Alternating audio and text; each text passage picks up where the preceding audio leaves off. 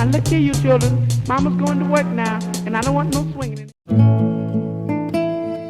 Suministro, calidad, explotación y producción avalan la existencia de Aguas de la Almanzora. Aguas de la Almanzora suministra agua para 24.000 hectáreas, Valle de la Almanzora y varios municipios. Avalada por un sistema de gestión de calidad y ambiental, explota el trasvase Negratina Almanzora y produce 1.400 hectáreas de arroz en las marismas del Guadalquivir. Aguas de la Almanzora, cruce de San Francisco sin número, apartado de correos 118, teléfono 950-168-333, Huerca Lovera.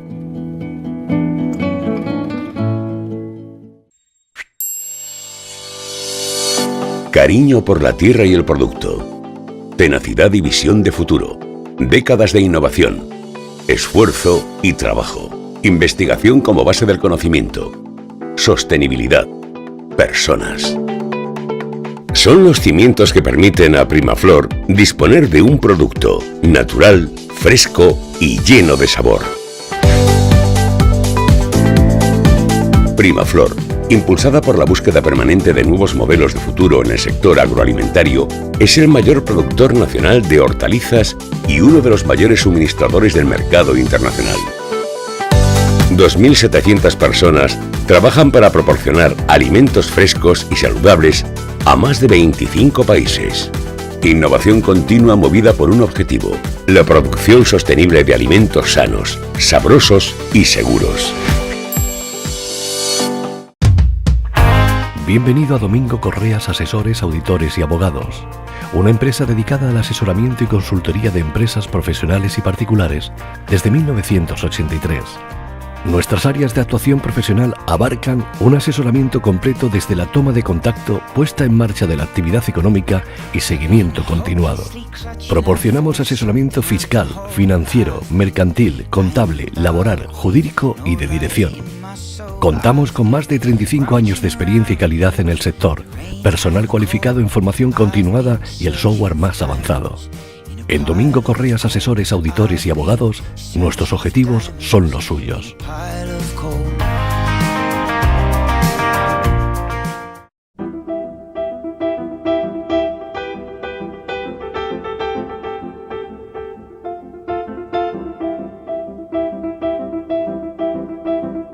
La Comunidad de Regantes de Lorca se constituyó el 24 de noviembre de 1978.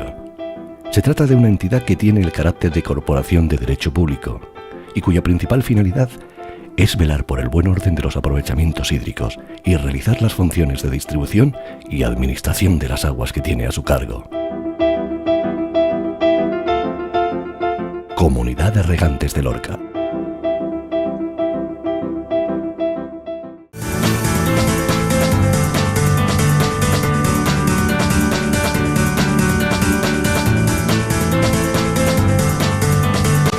Construir sobre el pasado con la tecnología más moderna es la solución que ofrece SAP Los Guiraos. Multiplicar por mí es el objetivo cumplido.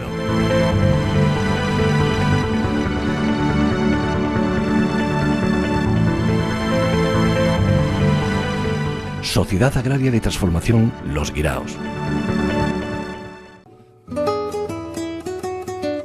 Almazara Las Canalejas. En nuestras instalaciones elaboramos el aceite puro de oliva virgen extra extraído de la aceituna recién recolectada por los numerosos productores que confían en nosotros. Un proceso automatizado asegura la calidad final.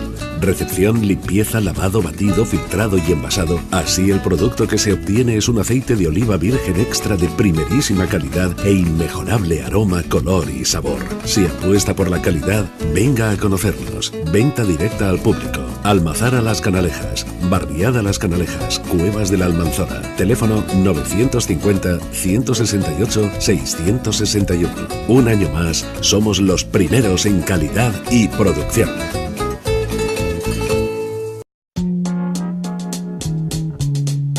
Now look here, you children. Mama's going to work now, and I don't want no swinging in here while I'm gone.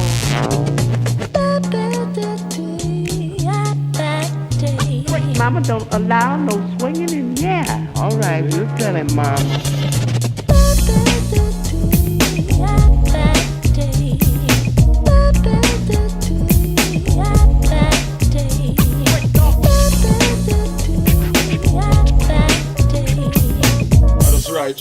Cause one day, good must overcome. Mama said no swinging in here, I ain't scared. Cause swinging never hurts as long as you prepared. I'm tripping off your hips and the way you move.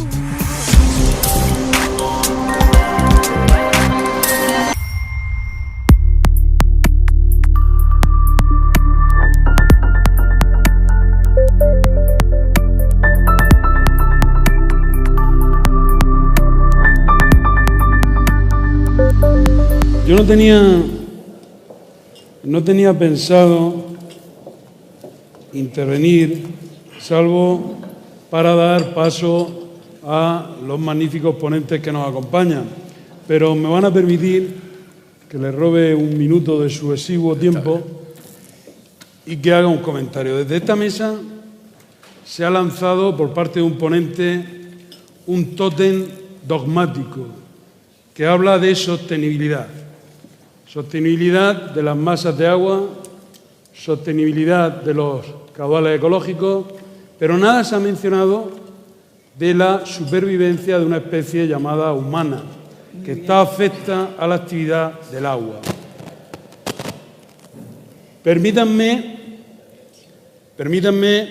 que al hilo de esto hable del sostén, que es lo que yo he venido a decir aquí hoy, que les hable del sostén de 100.000 pequeñas, medianas y grandes almas de agricultores que en el Levante se han ganado su supervivencia todos estos años gracias a la sostenibilidad.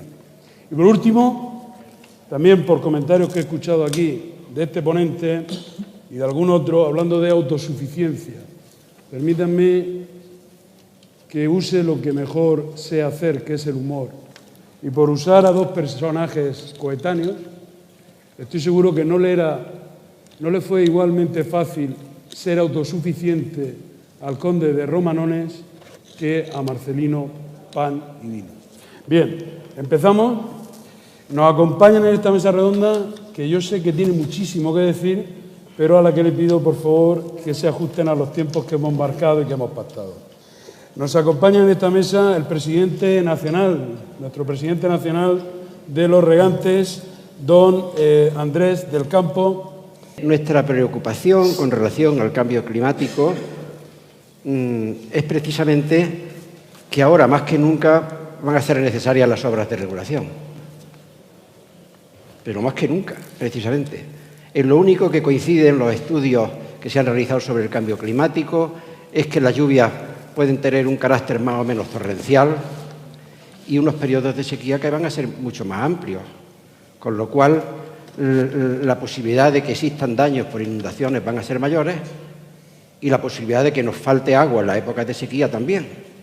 Con lo cual, si queremos conseguir aumentar esa resiliencia, o sea, que vuelvan, que esos perjuicios que ocasionan los fenómenos meteorológicos sean menores, si tenemos embalses, por una parte, podremos guardar ese agua y podremos laminar las avenidas para que no ocurran esas inundaciones y además podremos disponer de ese agua en épocas de sequía.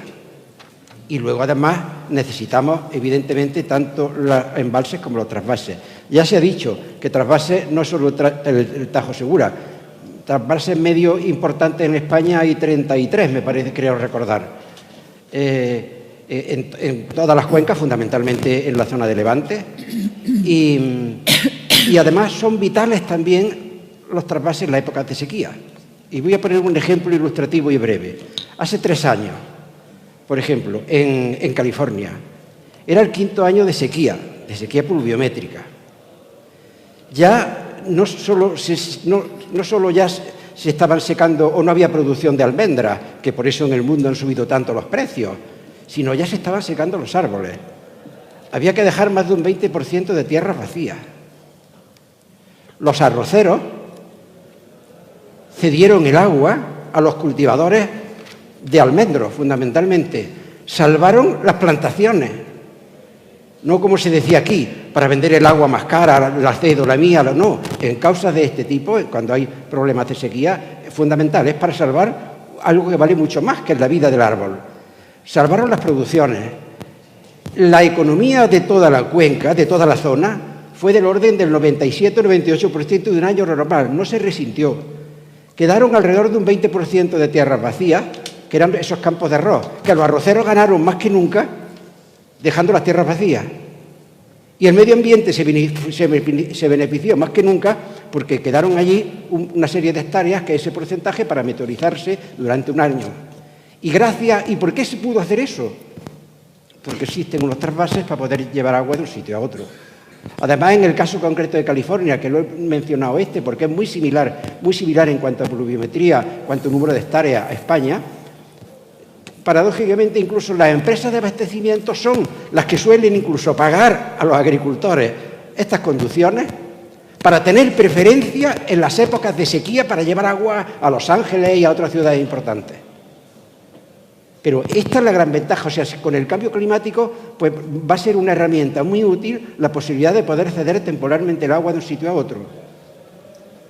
Y en el caso de nuestro país, pues precisamente yo creo que el problema de verdad que existe con relación al agua, ya que hablamos con el cuidado del medio ambiente, evidentemente, es la contaminación. Es la contaminación que existe, que no es la contaminación difusa, que parece que somos los culpables de todo. La verdadera contaminación del siglo XXI, y ya lo hemos visto en la mesa anterior, y la que tenemos aquí en España, la verdadera contaminación es la contaminación política del agua. El agua se interesa no para conseguir el bien común, ni se considera como el agua, en el caso de España, es de todos los españoles. Se está transmitiendo a la sociedad un sentido localista del agua, que parece que el agua de quien la tiene más cerca, o traducido a ante yo caliente ríase la gente. Yo tengo mi agua, averíguatelas tú como puedas, cuando el agua es de todos. Las propias comunidades autónomas están fomentando precisamente este problema. ¿Y esto qué ocasiona? Que se transmita este concepto de sentido localista del agua, primero entre comunidades autónomas, y lo vivimos cuando se cedió temporalmente la gestión de la cuenca del Guadalquivir a Andalucía, que fue un fracaso, no duró ni 2 años. Ya hubo problemas, primero entre comunidades autónomas, luego lo habría entre provincias. Recuerdo yo en aquella sequía importante que hubo en el año 90 y tantos en Andalucía, que decían, Andalucía solamente tiene agua en Sevilla para 8 horas. Pero Córdoba no hay problema porque el 40% del agua está aquí. No, el 40% del agua estaba embalsada en Córdoba, pero tiene el mismo derecho el señor, no de Cádiz, sino hasta el de Galicia, a ese agua si la necesita. O sea, ese concepto o esa contaminación es la que debe desaparecer en nuestro país. Si persiguiésemos de verdad el interés general y el bien común, seguro que nos pondríamos de acuerdo. Los regantes nos pusimos de acuerdo con el plan hidrológico en su día y aprobamos todo en la Federación Nacional, todo incluido en el Ebro. El trasvase en su día, en su momento, había fondos y además apoyamos que se hicieran las obras de regulación en la cabecera de la cuenca, que es donde hay que hacerlas para poder utilizarla, agua abajo, y sin embargo la salida lo más lejos posible o lo más cerca posible del mar, porque ese agua ya no es aprovechable prácticamente, con lo cual se causa el menor perjuicio. Con lo cual, nosotros sí que nos pondríamos de acuerdo y no tendríamos problemas, porque de verdad lo que debemos perseguir y nos gustaría transmitir a los políticos es ese interés general que al fin y al cabo no deja de ser el bien común. Muchas gracias. Don Domingo. Como representante del sector de la desalación y la reutilización, pues en esta intervención voy a hablarles del papel de los mal llamados recursos no convencionales en los últimos años. En primer lugar, desde el sector entendemos estas tecnologías como un complemento y no como una contraposición a las fuentes de agua tradicionales, así como las limitaciones que puede tener su implantación, como sus mayores costes o legislación que pueden suponer una barrera para algunas aplicaciones.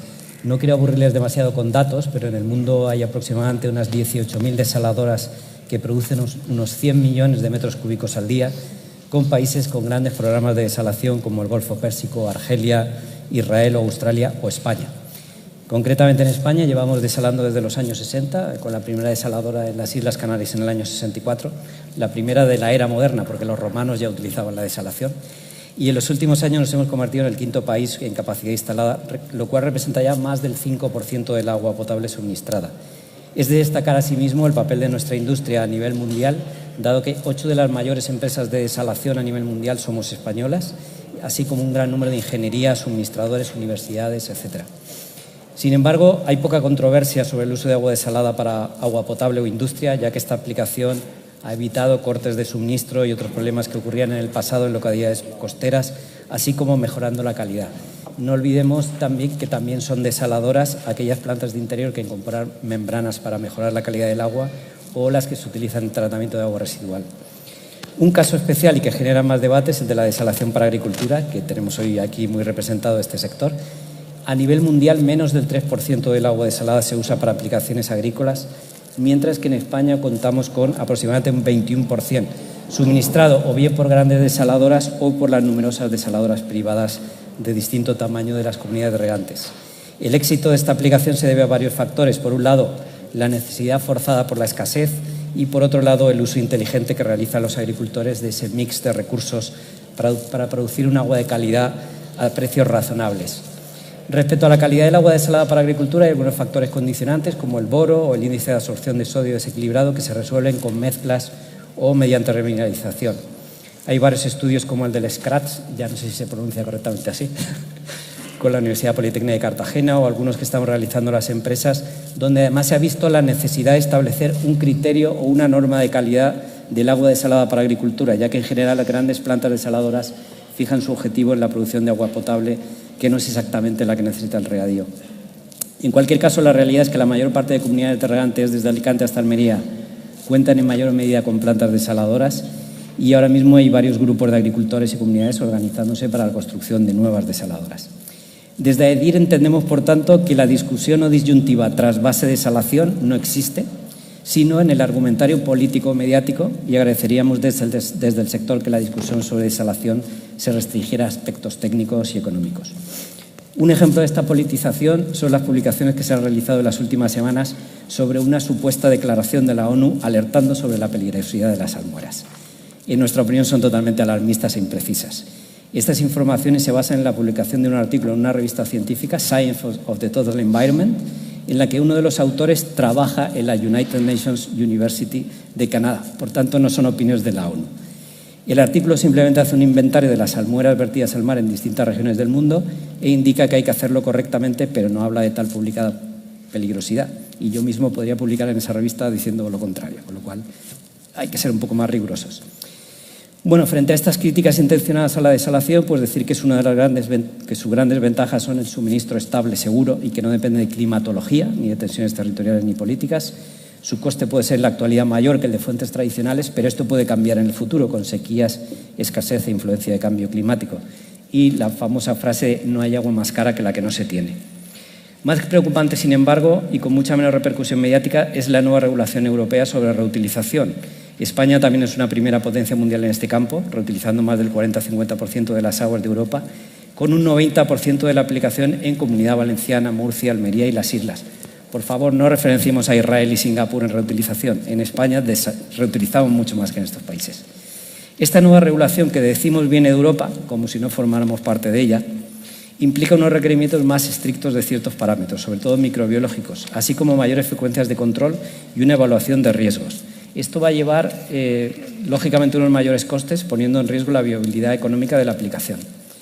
Desde el sector pensamos que no se ha hecho lo bastante desde los sucesivos gobiernos de España para hacer valer nuestra experiencia e influencia en este campo, ya que esta legislación viene inspirada desde los países del norte que no necesitan agua. España fue pionera en esta legislación, aunque a menudo con un Real Decreto, que además, desde que entró en vigor, no hay ningún dato reportado de riesgo sanitario por consumo de alimentos regados con agua reutilizada. Para finalizar, indicar que, según todas las previsiones, en el mundo tendremos que duplicar la producción de alimentos antes del año 2050, lo que implica que va a haber un importante incremento de las necesidades de agua, lo que hará imprescindible el uso de la reutilización al máximo, aunque este recurso es limitado, y el de desalación como nueva aportación de caudales. Muchas gracias. Muchas gracias. Don Francisco Cabezas. Yo voy a dar, efectivamente, pues eso, 4 ideas y, en todo caso, pues dar pie luego para, si ustedes lo estiman oportuno, pues suscitar un debate o alguna discusión en el sentido que ustedes quieran. Antes, en la intervención de la mesa anterior, bueno, ahí se han hablado de una infinidad de cosas que, bueno, yo he vivido muy de cerca todo eso. Yo he estado unos cuantos años estuve en una responsabilidad directa con todo este asunto y, por tanto, pues digamos que me surgen muchas cosas, se me ocurren muchas cosas que podía decir al hilo de cosas que se han comentado, pero voy a intentar prescindir de todo eso, poner de manifiesto, creo que se ha visto, pues que hay discrepancia, que hay tensiones, cosa, por cierto, totalmente normal, porque el mundo del agua siempre ha sido, desde los tiempos más remotos, un mundo conflictivo y un mundo de rivalidad y un mundo de enfrentamiento. No debe sorprendernos ni debe escandalizarnos eso es una cosa normal. Lo sorprendente sería lo contrario, que fuese un mundo pacífico. Nunca lo ha sido, ¿eh? Por tanto, el mundo del conflicto y el mundo de la tensión del agua pues son lo mismo, y ese es, cualquiera que se desenvuelva en esto sabe que es así. Centrando un poco en las ideas respecto al acueducto Tajo Segura, cuyo 40 aniversario se celebra, bueno, el acueducto Tajo Segura ha tenido una historia muy larga, muy tortuosa en muchos aspectos, no ha sido tampoco una cuestión, un camino de rosas, ni mucho menos. Aquí veo a muchos amigos que conocen perfectamente todo esto y que saben a lo que me refiero, desde su concepción, su puesta en marcha, su desarrollo, elemento de conflicto y de enfrentamiento, pero indudablemente pues es una infraestructura que hoy día, y desde hace muchos años, pues es, y creo que nadie puede dudar esto, probablemente la primera infraestructura en España desde el punto de vista de la economía agraria nacional. Desde el punto de vista de la economía agraria, lo dejamos ahí, podríamos extendernos en otros derroteros, pero desde el punto de vista de la economía agraria, creo, probablemente, no creo equivocarme, que es la más importante actuación que hay en España en estos momentos desde hace mucho tiempo, ¿no? Hay otros intervinientes, que después los compañeros, que hablarán pues de efectivamente el uso que se hace del agua, la reutilización, la fundamental importancia que tiene esta infraestructura para, no solo para la economía, sino para el modo de vida, para la región, para el desarrollo de las comarcas, para la creación de puestos de trabajo y efectos colaterales, si se quiere, pero de fundamental importancia, ¿no?, que se han descrito desde hace mucho tiempo. El último acontecimiento relevante, yo creo muy relevante, del memorándum, pues es todo lo que tiene lugar a raíz del memorándum, año 2012-2013, que se aprueba con el acuerdo de las comunidades autónomas afectadas, tanto de la cuenca cedente como la cuenca receptora, y que es una especie de colección de ideas que finalmente se sustancia en unas disposiciones legales. Yo creo, lo he dicho muchas veces, y lo repito una vez más, que es el acontecimiento, sin ninguna duda y a gran distancia, más importante que se ha producido para la historia del trasvase Tajo Segura. Y se habla también, y se ha hablado mucho en la mesa anterior, de los problemas que tiene el cambio climático y los efectos que puede tener sobre esto. Bueno, la regulación que tiene, y esto conviene también saberlo, la regulación que tiene en estos momentos el trasvase Tajo Segura ya incluye al cambio climático. El cambio climático no requiere ninguna modificación especial de la normativa reguladora del trasvase, porque las reglas que gestionan el trasvase y que vienen al hilo del desarrollo del memorándum ya incluyen de forma natural el cambio climático. Esa regla se aplicará con independencia del agua que hay. Naturalmente que nadie puede intervenir sobre la cantidad de agua que va a haber, ni la lluvia que se va a producir, ni lo que hay en los embalses, pero nuestro mecanismo institucional y de ordenación del asunto ya lo contempla y se adaptará tanto si deja de llover como si llueve muchísimo. El mecanismo que hemos diseñado ya prevé esa circunstancia, no hay que tocar nada. Por tanto, y esta es una idea también importante al hilo de la discusión que se planteó antes, ¿es la naturaleza la que hace que haya menos agua y la que crea dificultades? Perfecto, pero que sea la naturaleza realmente. Si es la naturaleza, con los mecanismos de organización que tenemos y con la disposición del memorándum, el problema está resuelto. Nadie va a discutir contra la naturaleza ni va a increpar la naturaleza, pero que sea verdaderamente la naturaleza, que no sean otras cosas distintas de la naturaleza las que interfieren aquí, las que causan y las que quieren causar problemas, las que quieren causar limitaciones. Porque, repito, si es solo la naturaleza, si es solo el cambio climático, lamentablemente, ¿qué vamos a hacer? Hay una disminución de recursos, pues la hay, es un hecho físico contra el que no se puede discutir, pero que sea realmente un hecho físico. Y si es eso, ya está resuelto, porque la normativa que en este momento rige el acueducto Tajo Segura ya lo contempla. Dará más agua si hay más agua y dará menos si hay menos agua, sin necesidad de hacer nada y de una forma muy automática, que creo que es una de las cualidades que tiene esta disposición. Es un momento de celebración, es un momento para estar orgullosos, para estar satisfechos, porque, repito, esto no ha sido un paseo feliz y en un prado florido. Ha sido una lucha de muchos conflictos, de muchas dificultades, desde que a alguien se le ocurrió que esto se podía hacer, hasta que se hizo y finalmente se materializó. Sí, ha sido una historia, como digo, muy complicada y de muchas incidencias. Y este es un momento bueno para la celebración, pero también, y es un poco la idea con la que yo cierro mi intervención, pero también para la reflexión y para la reconsideración. El trasvase Tajo Segura tiene problemas, algunos ficticios, algunos políticos, si podemos llamarlo así, otros que no son tan políticos, otros que son reales, otros que son económicos, otros que son jurídicos. Es decir, hay problemas en estos momentos no definitivamente resueltos, algunos lo están, pero otros no. Bueno, pues yo invito a que la celebración de los 40 años sea, aparte de una celebración de amigos y de satisfacción por los logros conseguidos, un momento propicio para la reflexión, para la autoconsideración, para la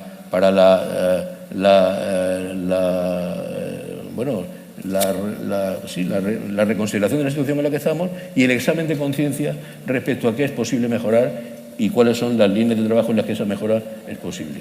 Y ese sería el doble sentido que yo le daría a la celebración de estos 40 años. Y con eso pues concluyo. Muchas gracias, don Francisco. Don José, por aquello de la confianza, brevedad.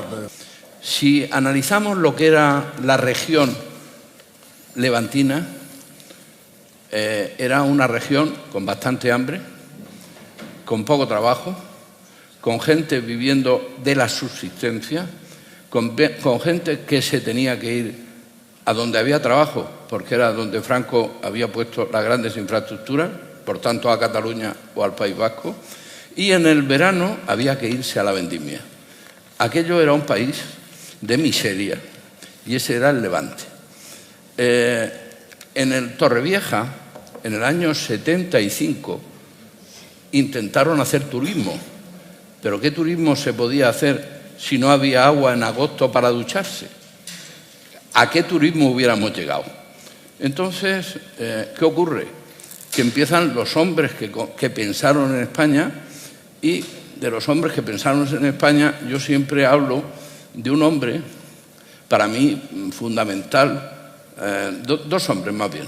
Manuel Lorenzo Pardo, que tuvo una idea y lanzó unos planes, y Manuel de Torres Martínez, que fue el primer decano del Colegio de Economistas de España y padre de los grandes economistas españoles, que confiaron que España saldría adelante si los levantinos teníamos agua y nos poníamos a trabajar. Que España, ¿eh? O sea, y entonces escribió un libro que se dice El regadío murciano, problema nacional. Y en el regadío murciano metía a Alicante, al sur de Alicante, y a Almería. Entonces, este hombre providencial nació en La Unión y vivió en Almoradí, por tanto, un murciano alicantino, una mezcla explosiva y un hombre que pensó en España. Bueno, pues gracias a esas ideas nació el trasvase. Y gracias al trasvase, hoy somos los señoritos que tienen Mercedes. Es verdad, aunque Isabel García Tejerina no le guste, algunos tenemos Mercedes y los hemos sacado del trasvase Tajo Segura. O sea, y no me avergüenzo de decir que puedo tener un Mercedes y que me lo he comprado con mis huertos y con mi trabajo. Entonces, pero bueno, lo más importante, que le deja una perspectiva a mis hijos, que era lo que mi padre quería hacer conmigo. Esa es la idea que yo quiero deciros. ¿Por qué? Porque mi padre quería que yo fuera agricultor. Mi familia tenía una parte de agricultor, mi madre tenía una droguería y mi abuela era un fenómeno. Entonces, de esos fenómenos vienen hombres que piensan en España y dicen, y de esa riqueza que piensa en España la crearon los levantinos. La región de Levante creó una riqueza que hizo posible el tren, mejorarlo, las carreteras, acordaros de las carreteras que teníamos, que era un bache permanente, los caminos que eran insoportables, y entonces empezamos a transformar los desiertos en vergeles y hicimos lo que la Comunidad Económica Europea y tantos políticos hablan. Hay que fijar la población. La población se fija si la población vive en el medio donde... ¿Qué medio necesitábamos los levantinos? Agua. A mí cuando oigo a un señor que dice el seguro para la sequía, yo digo, el mejor seguro que yo quiero como regante es mejor regular y por tanto agua. ¿Yo para qué quiero un seguro? ¿Para que me subvencionen? Con subvenciones no vivimos nadie. Yo no quiero ninguna subvención, ni la europea. Yo quiero que me dejen vivir, que plantar y trabajar yo, con mi dinero y con mi esfuerzo. Y ese es sencillamente. Y sí que quiero contestar. Efectivamente, a Cristina Narbona le tengo que decir, el agua desalinizada la queremos, pero hijica, dile a tu partido que ahora está mandando, y al PP también, que hay que hacer las tuberías para que el agua le llegue a los regantes, porque si el agua la dejamos en Torrevieja, difícilmente. Aquí todo el mundo habla de agua desalinizada y, ¿sabéis? El agua se queda en Torrevieja, en la Pedrera, y a ver qué hacemos con el agua desalinizada. Aquí nadie habla de limpiar los ríos. Y claro, habrá que destinar algún dinero y que los ríos estén decentemente limpios. Resulta que todo el mundo hablamos de cambio climático y limpiar, ordenar, regular. Pero ¿vosotros habéis visto alguna acequia que funcione toda llena de caña y de árboles y de porquería? Nunca ha funcionado. Pues ahora, igual que tenemos que mantener los goteros limpios, porque si no la cal nos los construye, pues tendremos que seguir manteniendo los edificios del agua. Los edificios del agua son los ríos, los canales, las acequias. Y luego la otra locura. No podemos llenar entre Peñas y Buendía con 300, 400 o 500 hectómetros y ya hemos resuelto la papeleta. Mirad, los regantes hemos hecho un proyecto y se hizo en el año 16. Se lo entregamos al PP. Ni caso. Aquí hay diputadas, yo quiero que oigáis, y senadoras, y quiero que oigáis la realidad. Ni caso. La señora directora general, termino, ni caso. Pero es que los nuevos le dimos el mismo trabajo. Ni caso. La ministra aún no le ha visto la cara a Andrés del Campo como presidente de la Federación Nacional. Aún no ha hablado con un solo regante. Este es el tema importante que le afecta a los políticos. Si no nos han visto, no nos han dicho ni buenos días. Por favor, doña Milagros. El Mediterráneo es una región que conocéis muy bien, maravillosa, pero con una climatología muy particular. Una climatología que hace pues, que de pronto llueva de una manera terrible y que de pronto pues, se produzcan sequías pues, muy importantes que asolan la población. Los países mediterráneos llevan sufriendo esta situación pues, de toda la vida. Son países secos, zonas áridas, algunas semiáridas, pero en su mayoría áridas, sobre todo el sur y el este y el oeste, la parte baja. Esto hace pues, que sus poblaciones hayan reaccionado pues, con un defecto de litoralización, se han ido todos a vivir a la costa y han estado buscando pues, desde el inicio de los tiempos soluciones a esa necesidad de agua que lógicamente tiene el ser humano. Porque como tú has dicho, está muy bien cuidar la naturaleza, pero el rey, y siempre lo digo, de esa naturaleza es el hombre. Y el hombre es el que tiene que beneficiarse también de esa naturaleza, vivir en esa naturaleza. Los pueblos mediterráneos llevan mucho tiempo buscando el agua y buscando soluciones para el agua. En esas soluciones, como ha dicho también Domingo, llevan desalando agua y llevan trasvasando agua. Se fijaron en los ríos son los grandes trasvases, llevan el agua desde donde hay, que es en las montañas, hasta las llanuras y la desembocadura. Y solo hicieron copiar a los ríos. Los romanos, para llevar el agua a Cartago, hicieron un acueducto de 1500, de 150 kilómetros, 150 kilómetros en el siglo II, sin tecnología, nada más que con las tecnologías romanas. Y hay muchos más acueductos. El imperio egipcio también tiene acueductos importantes de 80, de 70 kilómetros, pues que son milenarios. En la Edad Media se volvieron otra vez a construir y a rehabilitar muchos acueductos que habían hecho los romanos en distintos países y sobre todo el siglo XX fue el boom de los trasvases y el boom de estos países del Mediterráneo de encontrar y buscar soluciones a esa demanda tremenda que necesitaban del agua para su desarrollo. Es cuando los países verdaderamente quieren desarrollarse, ven que hay otros que lo han hecho, miran hacia Europa, miran hacia el sudeste de Francia con sus canales, miran a nuestro trasvase, al niño que ahora ya se ha hecho un hombre con 40 años, y quieren ellos también hacer sus trasvases. Y hay pues una eclosión de proyectos, empiezan a planificar, empiezan a buscar soluciones a largo plazo y empiezan a buscar agua, porque lógicamente no es una solución el buscar agua para una generación, como decían, sino ellos están planificando a 50, 60 años. En eso a mí me dan envidia porque, no sé, tienen esa facilidad y un acuerdo nacional. Y a partir de ahí pues hacen sus trasvases. Entre los objetivos de esos trasvases no está tanto el llevar agua a las ciudades y a la población que la necesita, sino quieren ir más allá. Entonces quieren regar el desierto y riegan el desierto y consiguen producir en los desiertos. No voy a dar nombres de países, pero ahí están. Ahí tenemos un Egipto que está regando a partir del Nilo pues el Sinaí, o está regando en la parte bajo, cerca del lago Nasser, y tienen trasvases de muchos kilómetros. No solamente han conseguido el desarrollar esas zonas desérticas, también han conseguido el fijar la población, igual que nosotros, con los regadíos y con el desarrollo de esas ciudades a las que han llevado el agua, pues ya no tienen esa gran emigración hacia la costa o hacia Europa, sino que han conseguido fijar poblaciones, desarrollar poblaciones en el interior de sus países.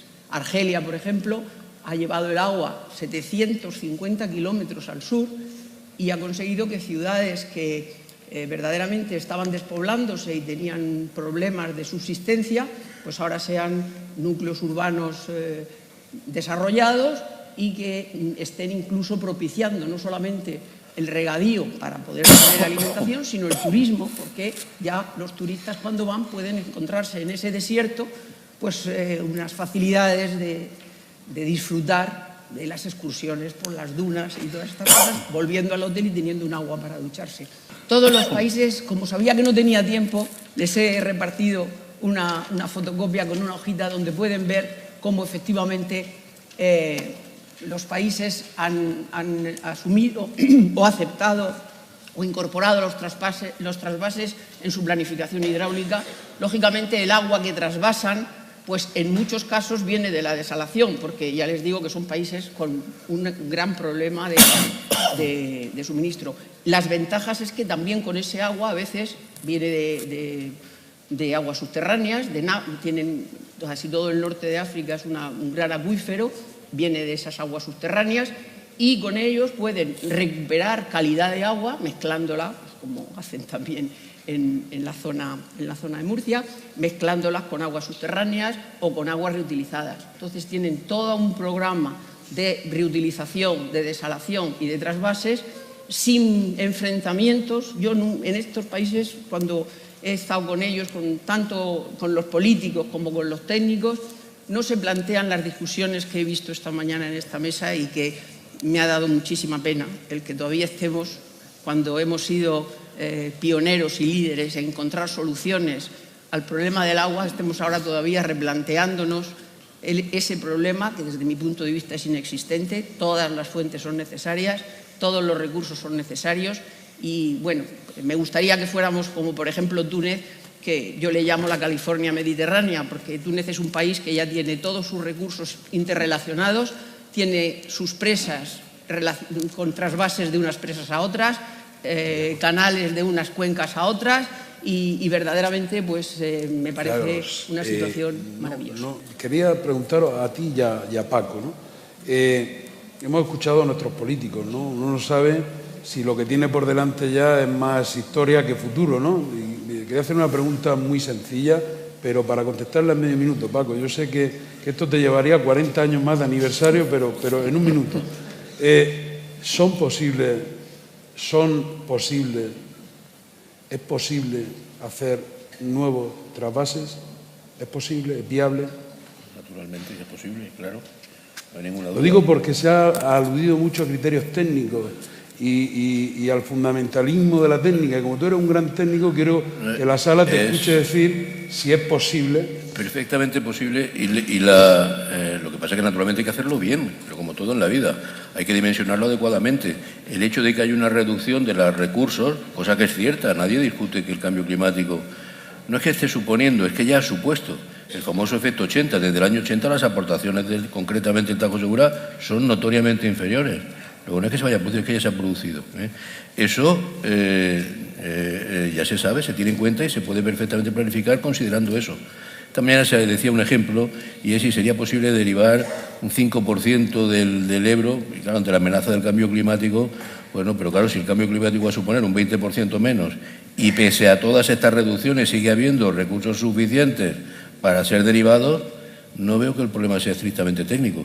Yo creo que el problema es, lo hemos dicho todos, y yo creo que hay con esto una especie de consenso universal, es de integración, no hay ninguna cosa que sobre, todo puede contribuir. Y puede contribuir en la medida, de una forma ponderada, en la cual cada fuente de recurso pues tiene sus peculiaridades económicas, ambientales, de dónde está, de coste, bueno, pero todo eso la técnica lo sabe integrar. O sea que desde el punto de vista técnico es perfectamente posible hacer este gran sueño, digamos, de la integración, pero a una gran escala, una escala de todo el país. Muchas gracias. A modo de conclusión, quería lanzar una pregunta, una contestación rapidísima, con un pronunciamiento claro, no más allá de 1 minuto por cada uno de vosotros. Después de escuchar a líderes nacionales de peso político en sus partidos, ¿creéis que es viable un pacto nacional del agua? ¿Cuál es vuestra sensación a día de hoy? Pues, por ejemplo, arrancamos en sentido inverso al que hemos iniciado. Milagro. Yo soy terriblemente optimista y creo que es siempre posible y es fácil lo que decía Paco, la integración. Lo he visto en países que tecnológicamente son inferiores a nosotros y llevado a cabo por empresas españolas. Son las empresas españolas las que han hecho, por ejemplo, posible que Túnez tenga en estos momentos esta interconexión que os digo y que van a hacer posible y han hecho posible el trasvase en Argelia de 700 y pico kilómetros y que van a participar y planificar en el trasvase de Marruecos de casi 1000 kilómetros. ¿Por qué no lo vamos a poder hacer aquí? Sé uno que va a ser optimista. Pepe, tú... Tengo que ser optimista por necesidad. ¿Lo ves?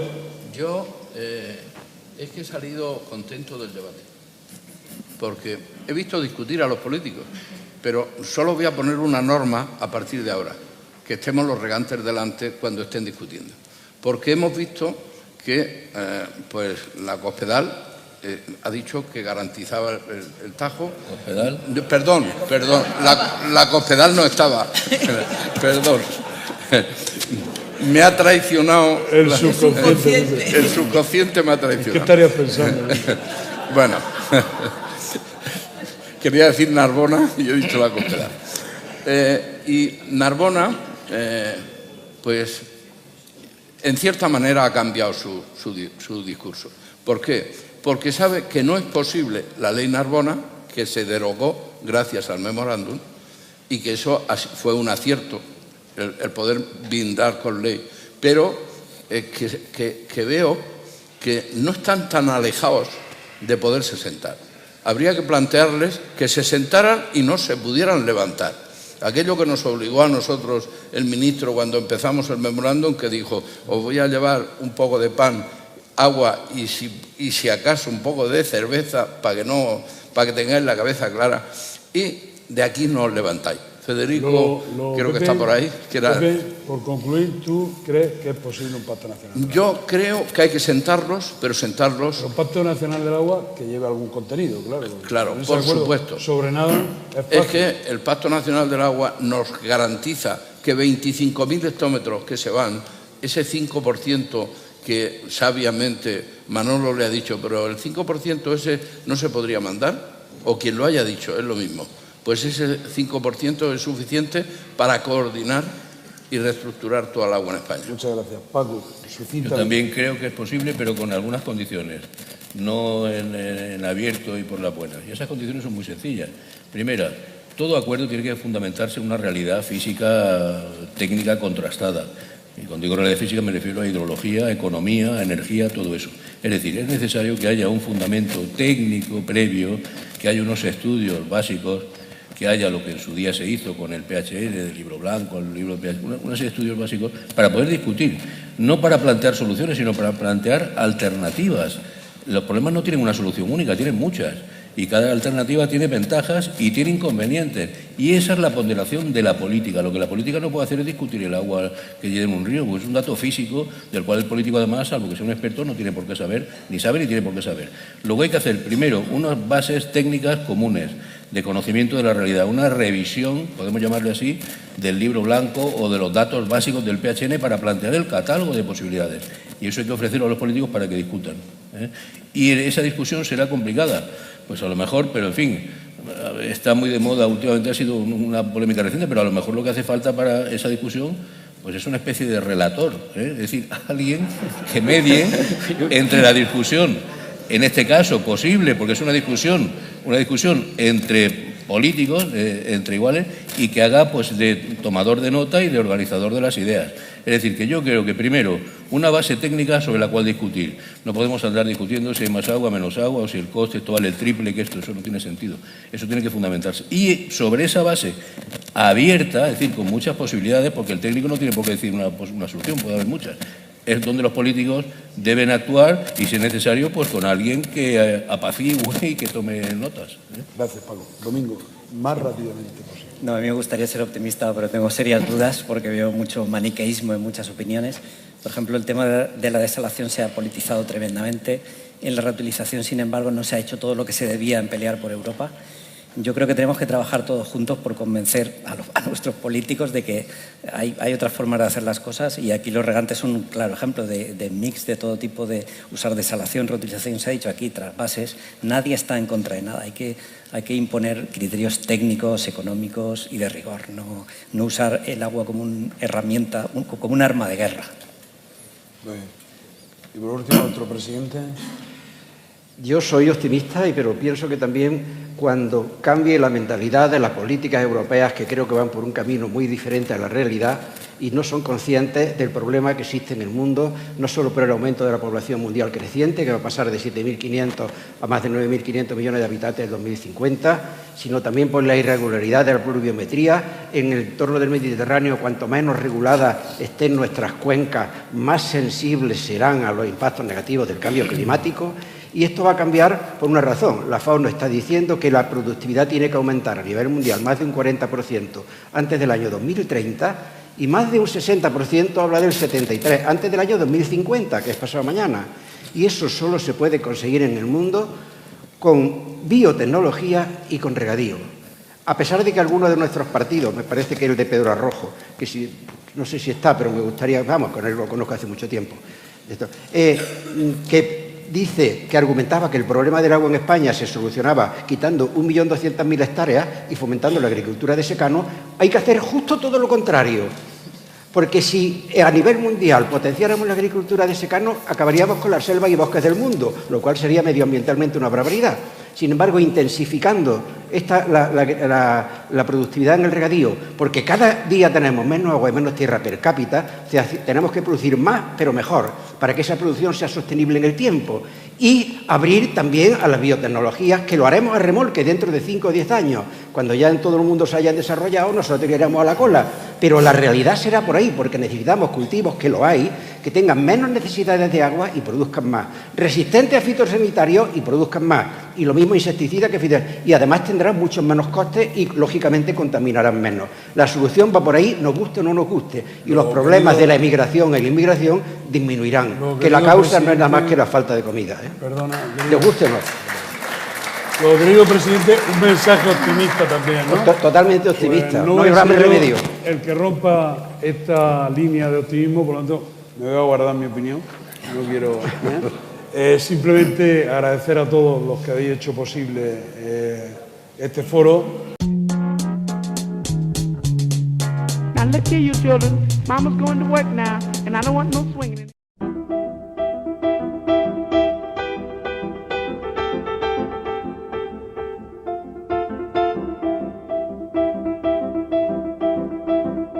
La Comunidad de Regantes de Lorca se constituyó el 24 de noviembre de 1978. Se trata de una entidad que tiene el carácter de corporación de derecho público y cuya principal finalidad es velar por el buen orden de los aprovechamientos hídricos y realizar las funciones de distribución y administración de las aguas que tiene a su cargo. Comunidad de Regantes de Lorca.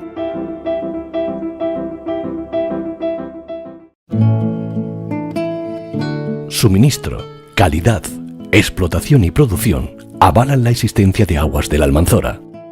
Aguas de la Almanzora suministra agua para 24.000 hectáreas, Valle de la Almanzora y varios municipios. Avalada por un sistema de gestión de calidad y ambiental, explota el trasvase Negratina-Almanzora y produce 1.400 hectáreas de arroz en las marismas del Guadalquivir. Aguas de la Almanzora, cruce de San Francisco sin número, apartado de correos 118, teléfono 950-168-333, Huerca Lovera.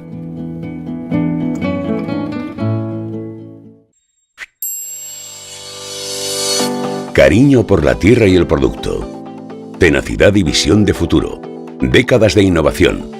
Esfuerzo y trabajo. Investigación como base del conocimiento. Sostenibilidad. Personas. Son los cimientos que permiten a Primaflor disponer de un producto natural, fresco y lleno de sabor. Primaflor, impulsada por la búsqueda permanente de nuevos modelos de futuro en el sector agroalimentario, es el mayor productor nacional de hortalizas y uno de los mayores suministradores del mercado internacional.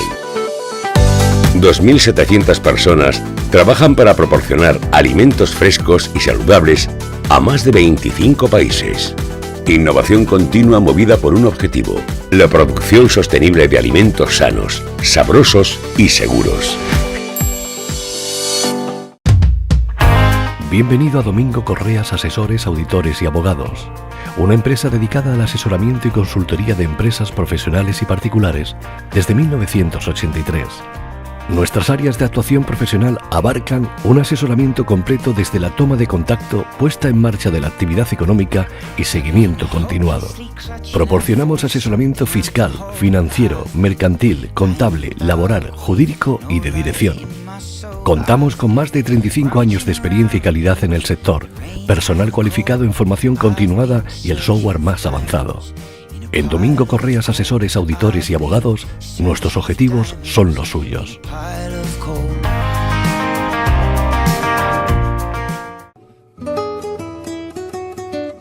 Almazara Las Canalejas. En nuestras instalaciones elaboramos el aceite puro de oliva virgen extra extraído de la aceituna recién recolectada por los numerosos productores que confían en nosotros. Un proceso automatizado asegura la calidad final. Recepción, limpieza, lavado, batido, filtrado y envasado. Así el producto que se obtiene es un aceite de oliva virgen extra de primerísima calidad e inmejorable aroma, color y sabor. Si apuesta por la calidad, venga a conocernos. Venta directa al público. Almazara Las Canalejas, Barriada Las Canalejas, Cuevas de la Almanzora. Teléfono 950-168-661. Un año más, somos los primeros en calidad y producción.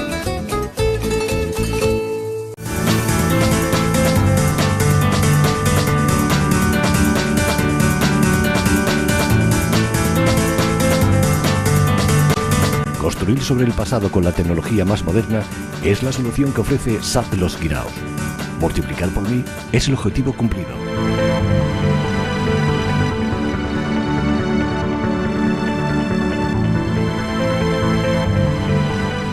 Sociedad Agraria de Transformación Los Guiraos.